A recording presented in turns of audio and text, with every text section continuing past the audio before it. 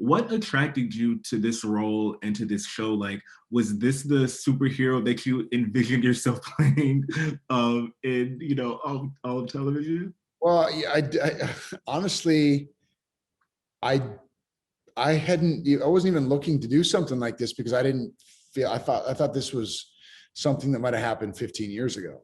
Mm. And then the script came along. Lorenzo de Bonaventura, actually, who I worked on Transformers with, sent it to me and said, I think you're right for this.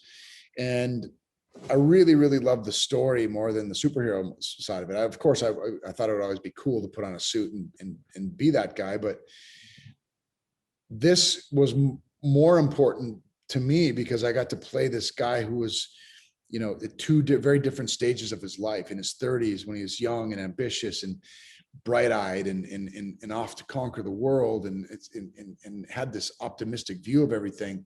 Mm-hmm. Witnesses his father, jump off that building and goes into this traumatic sort of mental breakdown, which leads him into these visions, which leads him to this island, which leads them to these powers. But then you cut back and forth to modern times, and you get to see how having had these powers for so long has really affected him, and the weight of that and that responsibility has really come at a price. And I think that that to me is where this really, really gets good, because the family dynamics of this are so juicy. It has the makings of a modern tragedy in some ways, with all the betrayal and the distrust and the resentment and the regret, Yeah. Not lived out in so many ways.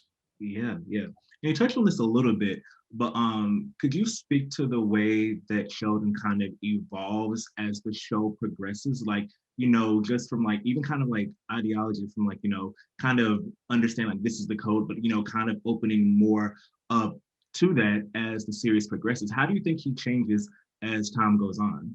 Well, I think he changes in that he realizes he needs to start listening, and he needs to make amends for some of the things that he wasn't there for, like his children, and he's realizing that he's losing them.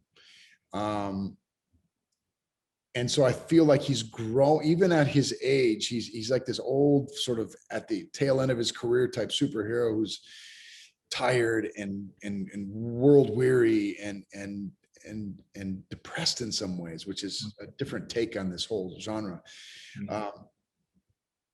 And I also feel like things are slipping away from him. He always felt like he was in control, but he's lost control of what he always felt he had control of. Mm-hmm. And it's forcing him to sort of face some really difficult things. Yeah. What do you think will surprise people the most about the show? Because you're going to have people who are going to come into it brand new and not knowing too much about the comic. And then you're going to have people who are familiar with the comic and are going to have a lot of information about these characters and these storylines already. So for both ends of the spectrum, how do you think people will be surprised by the show? I just love that we really leaned into the psychology behind what it would be like to be in the skin of a superhero. What does that feel like, and how does that affect you? What are the repercussions of that 90 years later? Mm-hmm. I think that, people who haven't seen this or heard of it will be pleasantly surprised, because they're not going to expect the depth in the story. It's a great story, and it's tragic in so many ways, and it's triumphant and it's heroic, but it's also very relatable. And I think that people who are familiar with it will want to pick it apart, as people do, especially fans of superhero stuff. And I'm open to it. We just laid in. We really leaned into telling an authentic story that at its core is about a family who is unraveling. And I wanted to talk about Grace's evolution throughout the season. We see, not only just like the time jumps, but we also see that her questioning some of the ideologies that they may have had years ago and how that may be evolving today. So can you speak to how Grace is changing as the series goes on?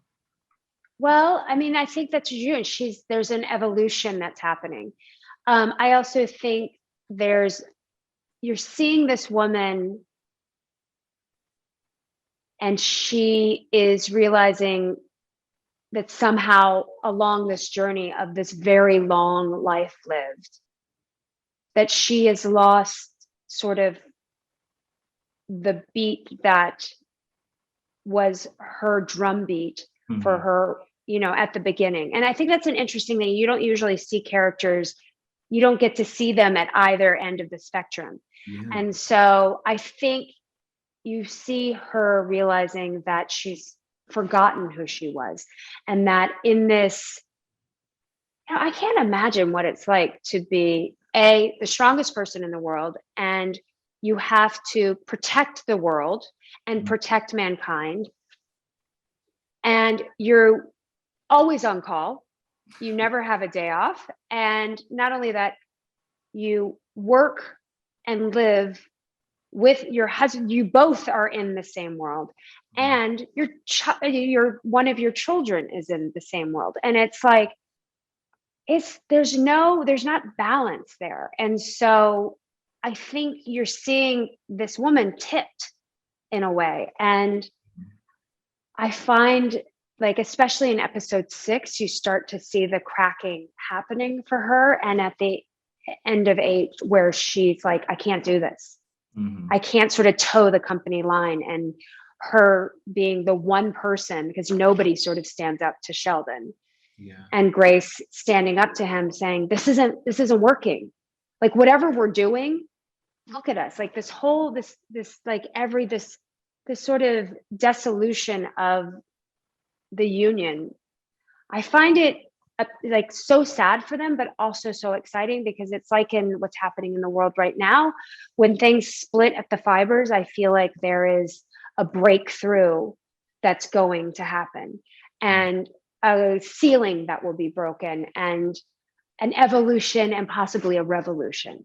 So I do feel that is exciting in the show, and I do feel like there's this interesting correlation what's happening in the world right now that is happening in the show. And so I hope that there'll be conversations had, and inspiration in that side, in that respect with the show.